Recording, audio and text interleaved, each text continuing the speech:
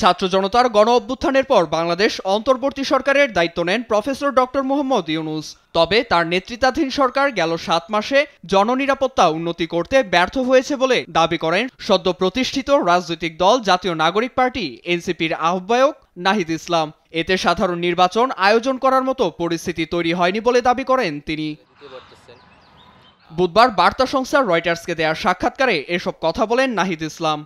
গত ৭ মাসে আমাদের প্রত্যাশা ছিল সবারই যে ল অ্যান্ড অর্ডারটা স্বাভাবিক হওয়া, আমাদের যে পুলিশিং সিস্টেমটা সেটা একটা স্বল্পমেয়াদী সংস্কারের মধ্য দিয়ে গিয়ে সক্রিয় হওয়া, সেটার কিছুটা উন্নতি ঘটেছে, কিন্তু আমাদের প্রত্যাশিত জায়গায় বা জননিরাপত্তার জায়গাটা এখনও নিশ্চিত করা যায়নি।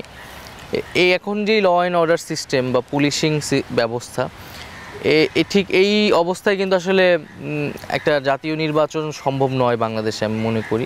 শাসন কাঠামোয় পরিবর্তন এনে সেকেন্ড রিপাবলিক গঠনের কথাও বলেন তিনি। জানান এর সূচনা হবে সংবিধান পরিবর্তনের মধ্য দিয়ে। বিদ্যমান সংবিধান, যে বিদ্যমান রিপাবলিক, তার অধীনেই কিন্তু একটা ফ্যাসিজম তৈরি হয়েছে। গত ৫৪ বছর তার অধীনেই বারবার গণতন্ত্র মুখ থুবড়ে পড়েছে, এবং সর্বশেষ এরকম একটি গণহত্যার মতো ঘটনা সংঘটিত হয়েছে। আমাদের এই সংবিধান কিন্তু আমাদের মানবাধিকার রক্ষা করতে পারে নাই, গুম হয়েছে মানুষ, আমাদের ভোটাধিকার রক্ষা করতে পারে নাই। ফলে সংবিধানের প্রতি জনগণের সেই আস্থা নেই।